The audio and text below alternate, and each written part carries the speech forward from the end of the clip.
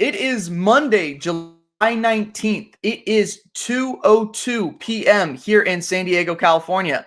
And I've had fighters on, I've had coaches, I've had an abundance of people on the show, but every now and then you got to bring in the experts, right? The people with the hard-earned degrees to do it. So today, joining us on In the Fight is Dr. David Abbasi. David, thank you so much for the time. How are we doing? Thanks for having me. This is big right here. I mean, in terms of what you do, the last few weeks have been pretty big. So I guess we can start with 2 weeks ago, Conor breaks the leg. And Right. Since then, you're going to get speculation from Twitter. You're going to get your aunt saying that she was a nurse and that the leg looked like this happened. You're going to get the guy at the barbershop saying, oh, I had a buddy break his leg like that back in the day. But what we need is the black and white, cold, hard facts. So, Doc, that's what you're going to do for us here today. How's that sound? Good. Beautiful, beautiful. So, can I ask you this? From when you first saw the fight to now, what has changed most significantly for you? So, the night of the fight, I was watching it with friends, and I guess I was in a little bit of disbelief because it's such a severe injury, breaking the tibia and the fibula. And not only that, but the severity of the injury, plus the fact that the biggest star of MMA is undergoing this fracture. I remember watching it in disbelief. And it was obviously very severe. Thankfully, and the thing is, it happened so quickly after Chris Weidman's, which was kind of shocking. And then we're having all these discussions now, like, why is this keep happening? Why does this keep happening? Before that, if you go back to Anderson Silva, do you remember what year that happened in Anderson Silva? Because that's the third part of this equation. That was all the way back in 2013. So it's been 8 years almost since that one versus the recent Chris Weidman one, but then only maybe a month or two apart between the Conor McGregor one, which makes it very, very strange. So what's changed since then? That weekend, was getting a lot of messages, a lot of questions, and media as well. We found out a couple days after that it happened that he had undergone the surgery, and we found out what that surgery was. It was in LA, that he had stabilization of his tibia, the long bone, with an intramedullary rod. And then he also had plates and screws placed on his fibula to stabilize that. And then after that, everybody obviously hopes Conor has a quick recovery and a quick recovery. But now he's also been releasing messages that he may have had some predisposing injuries going into that fight, which kind of, I guess, starts a new conversation. Sure. So before we dive into that one, Doc, real quick, right. What makes what you do so cool, right? Giving us analysis on these injuries that are going to happen every single time competition goes down. Very normal that these injuries are going to occur. But right. What I think the thing that you do that is so cool is you debunk the myths, right? Like we hear the rumors, we hear the people guessing what happened. Oh, I think right. It was this kick. I think it was that. I think it was him coming in with the injury beforehand. What has been the thing that people have gotten wrong the most in the last 2 weeks since the injury? So this is what makes this injury so unique versus the Chris Weidman one and the Anderson Silva one. There was very obvious points. You could put your finger when Chris Weidman broke his leg. You could put your finger when Anderson Silva broke his leg. You can't really do that with this Conor injury. So you have many experts, and I don't think you have to be a doctor to try to determine when this injury occurred, but you have a lot of people that are very highly respected in MMA breaking down the footage of the fight with Dustin Poirier. And a lot of them kind of point to different points of the match or the different points of the fight where they thought that the injury occurred. We talk about, checking leg kicks, for example, right? So that is a known cause of causing these fractures, similar to, Chris Weidman. He throws a leg kick. It's checked by Uriah Hall perfectly. That's how he sustains his fractures of his leg. And again, with Conor McGregor, we didn't really see that. So, you know, at first we thought maybe he was getting his kicks checked. It looks like the ones that he did throw actually may have landed on the foot. So it's unlikely that energy traveled up to the tibia. There's other footage of him, you know, awkwardly kind of kicking Dustin Poirier to the thigh.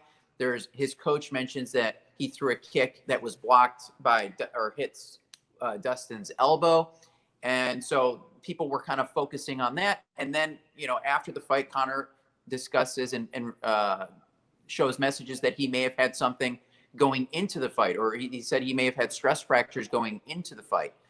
And so that's how this one's a little bit more unique. There's not a specific point in time where you can clearly say this is where the injury occurred. And so that's what's kind of fun is we can all discuss it together and together, you know, we can try to come up with the best, with our best idea. But it was definitely not as clear as the other injuries that sustained these very serious injuries.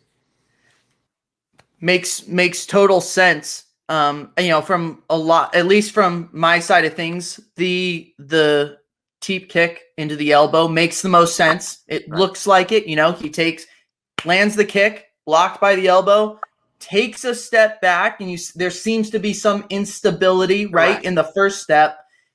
The following step is when the break happens. Right. You know, you're the expert here, so I'm leaving all of this to you. Right. Now we can dive into, though, the aftermath of this all. So Conor releases information that he's going to say, oh, I have a documentary coming out. I came in with stress fractures. And actually, if you wouldn't mind at some point explaining, you know, the difference between a stress fracture and then like your more typical hairline, a clean break, all those things. Right.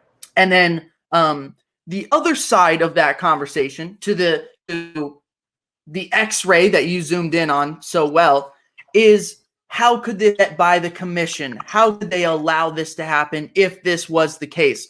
So I feel like those are the two sides of the conversation. Which one is more interesting to you? I think they're both interesting. I think they're both interesting. So yeah, so he released some pictures and I zoomed in on a picture that was taken at a doctor's office. It was very obviously taken before the fight because, so it wasn't an X-ray, it was actually an MRI. Okay. So it was an MRI of his ankle. So they were looking at the ankle and this, and again, and this is one image. So, you know, if you put an X-ray up in front of an orthopedic surgeon or you put an MRI up in front of an orthopedic surgeon, we're going to zoom in. We're going to look at it. So to be fair, that's only one image. So obviously I can't make a full conclusion. My comment. How many would you normally take if you were the surgeon there? Right. How many MRI pictures would you take? So MRIs usually have hundreds of images on an MRI. So it's basically you're going millimeters at a time. You're going millimeters at a time, usually like up to like 3 millimeters at a time, going from cuts of the bone. If there was however, the cut that he did release, if there was something significant in terms of a stress fracture, that cut most likely would have shown it. The other thing that's interesting is it's an MRI of the ankle, not of the lower leg or the tibia fibula area. And there doesn't seem to be any signal in that area. But if he released more images that could definitely corroborate, you know, his story, there was just, you know, potentially some inconsistencies in terms of the way he was moving, the amount of kicks that he was throwing. It's not something that we would typically see from a patient with a stress fracture or a stress injury. And on top of that, so you know, guys, people that follow me online, I take care of a bunch of pro UFC fighters and pro MMA fighters. I'm their personal orthopedic surgeon, for example. A lot of these guys have something going into fights. Okay. If we canceled fights for somebody having, you know, some kind of a medical issue, you could expect maybe 1 to 2 fights per week. I mean, it's that serious. Guys go in with, you know, bad ligament, tears of ligaments, you know, just recently popped ribs in and out of place, may have, you know, stress fractures. So this is not an uncommon thing. And at the end of the day, you know, his personal orthopedic surgeon would have gone over all these images, and then the decision comes up to Conor. The decision is up to Conor. Does he continue with the fight or not? I would say one of the immediate reactions, at least from me, my peers, the circle that I kind of communicate with the most, was if a fighter's going to come into a fight with a broken leg or a minor stress fracture, and a description of the difference between a stress fracture and then a standard fracture would be great. But from the gambling perspective, right? People are going to place large wagers on these fights. And then to have an announcement after the fight that someone's coming in with a broken foot, what do you make of like that type of conversation? How do you fix it? Is there a way to fix it? Because I'm not really sure there is. A way to fix what? The announcement of a fighter having an injury before the fight, you know, from a gambler's perspective, that's information I would love to know before I place this large wager. Is there a way to kind of fix that dilemma?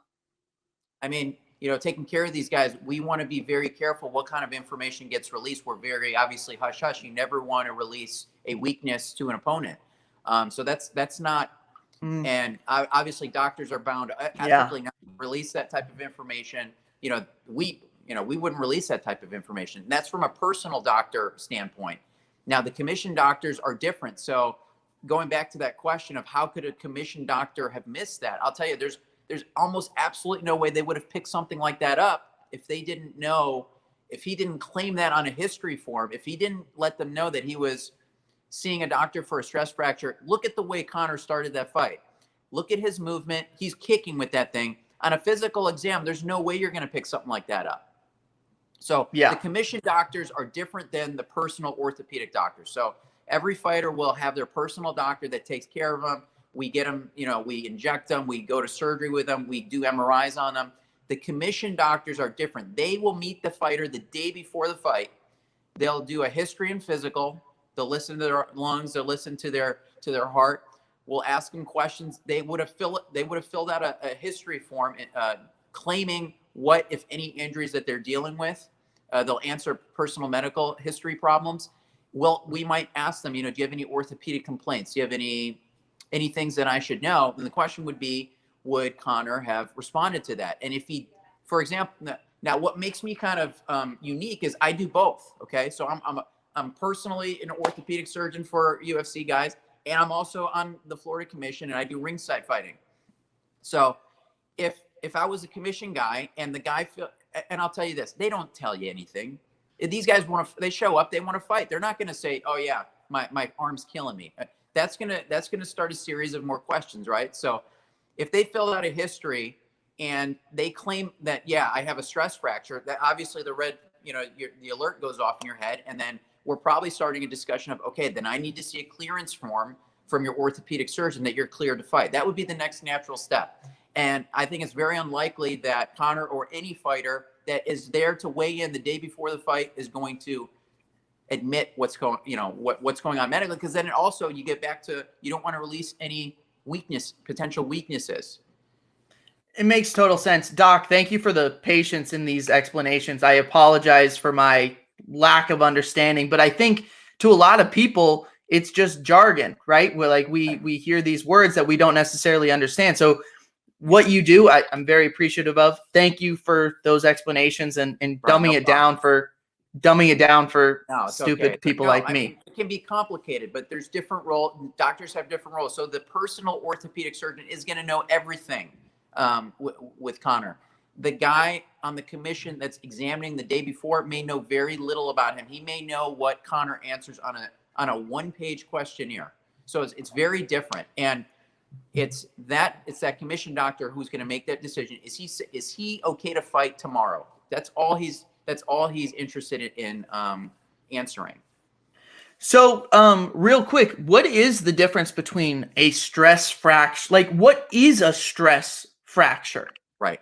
So let's start the opposite way. So if a fracture would be that you have a bone that's completely displaced, or a fracture, it's completely broken and the two pieces have completely separated. So in a stress fracture, you don't have any separation. Okay. And sometimes it can just start with a very subtle signal on an MRI, like a white signal on an MRI on that sequence that he released, for example, which basically shows that there's increased signal or increased water or blood in that region because something is going on with that bone. So there has been no separation of the bone just yet, but there is something potentially brewing. Okay. Okay. And that makes sense. Just wanted that clarification. Right. Doc, when did you kind of get into the combat sports world? Was that always something you had planned on doing? Or have you been a fight fan for a while? Or how did that kind of come about? So I would say I've always been a fight fan. I wrestled back in the day in high school, and I've done a few years of jujitsu. And I was the kid, I was the kid back in the day. I don't know, I might date myself, but we had Blockbuster, and I was the guy renting UFC 1 at Blockbuster when everybody else was renting movies. So I've always had a love and an appreciation. I would say any weekend, I would rather watch a random UFC fight night versus a Super Bowl, for example. So I'm always up. I'm always watching fights. I'm friends. I'm doctor to a lot of fighters here. I'm friends. I'm usually watching them at a fighter's house. But it's just something I enjoy. It's something I love, and I love taking care of these guys and helping them reach their maximum potential. So obviously, for us fight fans, it's very clear. We want these guys to have long careers. We want them to be healthy. We want them to have long lives.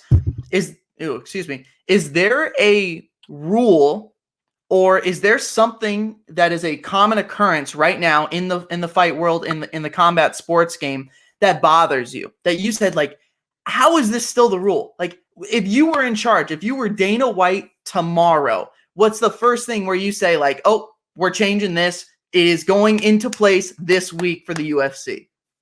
That's a good question. I don't know if I've ever thought of that. I mean, can you give me an example? It seems like you're coming from somewhere that you have something on your mind. Okay, well, I would say the 12-6 elbow is a commonly discussed rule. Saying that it's really dangerous. I would say Nate Diaz's stop fight against Jorge Masvidal with the cut is commonly talked about. Should a fighter be able to continue after their arm breaks? We had the arm break a few weeks ago. Was that Jacare Souza, right? Who had the arm break. So just your perspective on these things fascinates me. So I was just curious, if you were in charge, what's the one thing you would change? That's a good question. You always want to be looking for improvement. And so to reference these recent leg injuries, I was having a discussion with Chael Sonnen, and he was asking me, should we implement potentially shin guards, shin pads? And I think he's a proponent of potentially bringing that in. And I think it's a discussion we should have, and not for the sake of, that's the solution. But I think we have to be open-minded. How can we make the sport better? How can we make the athletes' careers longer? Because when you have a major long bone fracture like Conor, that may potentially change your destiny. So I think we have to be open-minded in terms of how can we improve? How can we continue to make this sport safer? So, and then the other one, I guess, and this is the most complex of them all, is the trauma to the head, the CTE conversation, and then you have last week Chris Moutinho, where he is a fan favorite now, right? It is the performance. It is a story performance, right? Persevering, hard work, toughness out his ass. I've never seen anything like it. Right. At the same time, that takes, right? That comes with a cost. So when you see something like that, what's your reaction? I was watching that fight, and I got to be honest, and I'm a ringside doc. I don't know if there's a person alive that did not want to see that fight finish, just because, man, you had to have so much respect for the way he just kept coming forward and in a lopsided fight. And to me, he didn't really look mentally compromised. But again, there's long-term implications, which we don't know everything about mental health and CTE. So I can definitely, I would never criticize anybody for stopping that fight, but man, I would have loved to just have him finish off those last 25 or 30 seconds just for that moral victory. Cause that was very gutsy. Yeah. So immediately the fight ends and I'm like, oh, that is brutal, right? You want to see the moral victory, as you're talking about. And I woke up the next day and I thought about how I felt, and I thought about how Chris Moutinho felt waking up the next day, and I said, maybe I'm okay with it. My mind changed a little bit. It took me 24 hours. It took me 12 hours. In the moment I was pissed, right. I took a breath. The next day I woke up and I was like, you know, what are we talking about here? Right. If this gave him a few more months, then it's a no-brainer of a decision.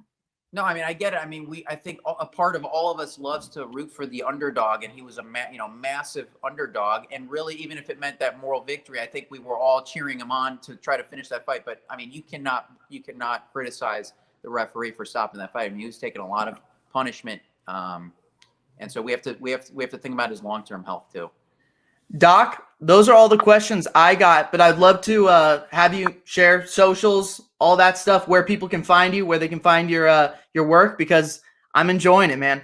I appreciate it. Yeah, well, I mean, you can follow me on Twitter, you can follow me on Instagram, and even TikTok. And if you guys enjoy my medical breakdowns, you can check those full breakdowns out on my YouTube channel. Beautiful. Guys, check it out. Dr. David Abbasi, he's game right now with these medical breakdowns. Doc, your work is much appreciated. It is necessary to the sport. I'm incredibly thankful, and I feel like I learn something from you every single time I read or consume your work. So thank you very much. Appreciate it. My pleasure. Thanks for having me. Yep. We'll talk again. Take care, Doc. Take care.